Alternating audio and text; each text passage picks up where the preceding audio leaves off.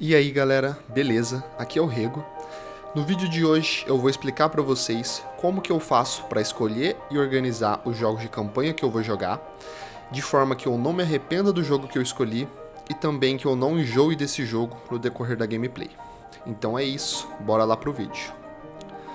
Com a criação das plataformas de assinatura de jogos online e outras infinitas promoções que a gente tem tanto na Steam quanto na Epic Games e em algumas outras plataformas de venda de jogos, às vezes fica difícil de escolher um só jogo para jogar e zerar até o final. Normalmente, a primeira impressão que eu tenho quando eu começo a jogar um jogo é a seguinte: será que eu escolhi o melhor jogo que eu podia jogar agora? E essa pergunta ficava presa na minha cabeça e parecia que não me deixava jogar minha gameplay em paz. A resposta para essa pergunta é sim. Você está jogando o melhor jogo que você poderia jogar agora. Porque na verdade não existe isso de melhor jogo. Essa ideia é só uma peça que a ansiedade fica colocando na nossa cabeça. E acaba fazendo com que a gente comece a jogar vários jogos e não dê continuidade em nenhum. Normalmente, os jogos de campanha demoram para criar uma boa conexão entre o jogador e jogo. E não é a primeira hora de gameplay que o jogo já vai te conquistar. Então tenha paciência em relação a isso e tente aproveitar a gameplay. A forma que eu faço para organizar os jogos que eu quero jogar de uma forma que eu vou saber quando eu vou jogar cada um deles é a partir de uma lista.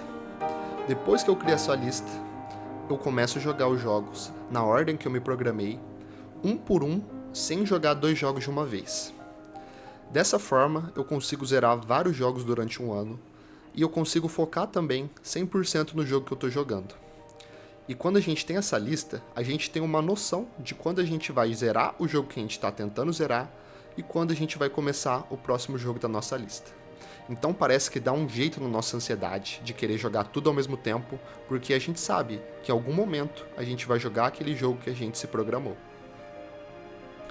Aí vocês podem me perguntar: então mesmo se eu já joguei um jogo por várias horas e ainda não estou gostando dele, eu ainda preciso ficar jogando ele até zerar? Não, também não é assim. Existiram alguns jogos que eu desisti no meio do caminho, principalmente por serem muito repetitivos e superficiais. Um exemplo desses jogos é o Assassin's Creed Valhalla. Eu joguei esse jogo por aproximadamente 10 horas, e quando eu vi que a campanha durava 60 horas e a grande maioria das missões eram praticamente iguais, eu desisti na hora desse jogo. A gente não precisa ficar preso em jogos que a gente não gosta, mas é legal a gente jogar eles por tempo suficiente para saber que essa escolha que a gente fez não seja só um ato impulsivo, mas seja uma decisão racional de que aquilo não está mais valendo a pena. Outra coisa que eu sempre procuro antes de começar um jogo é saber da avaliação dos outros jogadores em relação a ele. Essa parte parece ser meio subjetiva, até porque nem todo mundo tem o mesmo gosto. Mas em relação a avaliações e reviews de jogos, eu sinto que a comunidade gamer é bem precisa.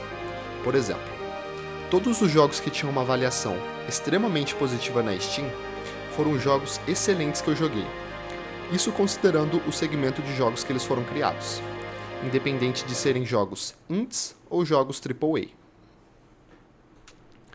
Outra dica que eu dou para vocês em relação à escolha de jogos é para vocês não terem preconceito com jogos indies ou jogos antigos.